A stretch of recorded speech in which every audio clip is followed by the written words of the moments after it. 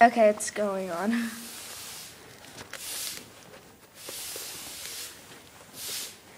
got the toe in first. Center it. It's not the center.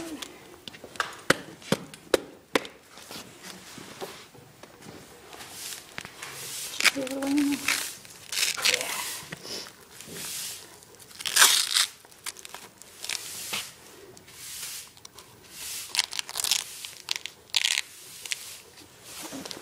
Pull it back now.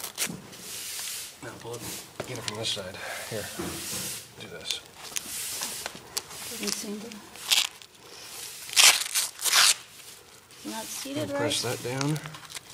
Press that flap down. Pull this up. This can be misaligned.